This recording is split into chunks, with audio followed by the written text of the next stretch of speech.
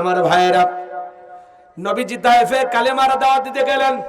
তায়েফের মানুষেরা নবীজির দাওয়াত গ্রহণ না করে নবীজির জান্নাতি শরীর মোবারকে বৃষ্টির মতো পাথর নিক্ষেপ করলেন।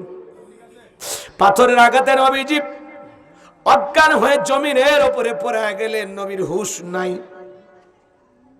নবীর প্রিয় সাহাবী যায়েদ বিন হারেসা বলেন, আমি অনেক কষ্টে নবীর শরীর থেকে পাথরগুলো সরায় ফেললাম।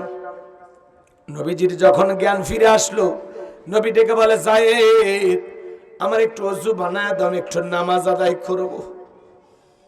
হযরতে যায়েদ ডেকে বলেন, আমি তাকায় দেখি নবীজির পা মোবারক থেকে আমি যখন জুতা খুলতে যাব, তাকায় দেখি নবীজির পুরোটা পায়ের ভিতরে রক্তগুলো জমাট বেঁধে আছে।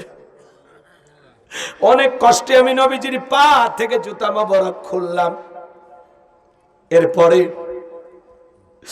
নবীজি যখন নামাজ আদায় করলেন, আসমান থেকে জিবরাইল আসলেন, ডেকে বলে, নবী, আপনি শুধু একবার ওয়াদা দেন, যেই তায়েফের যুবকেরা আপনাকে পাথর নিক্ষেপ করেছে, পাহাড় চাপা দিয়ে আজকে তাদেরকে শেষ করে দেওয়া হবে।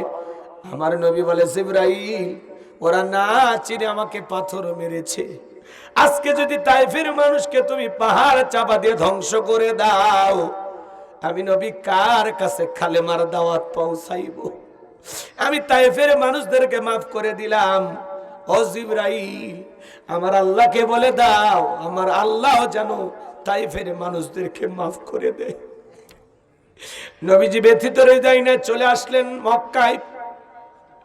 আসমান থেকে 19 দিন পর্যন্ত জিবরাইল আসে না, নতুন কোন আয়াত নাজিল হয় না, নতুন কোন সূরা নাজিল হয় না। কাফেররা সমালোচনা শুরু করে দিল, ও নবীর সাহাবীরা, কি ব্যাপার, তোমাদের নবী তো নতুন কোন আয়াত বা সূরা পাঠ করে শোনায় না, নাকি তার উপরে যে জিন ভর করেছিল সেই জিনটা বিদায় নিয়েছে? জোরে কন নাউযুবিল্লাহ।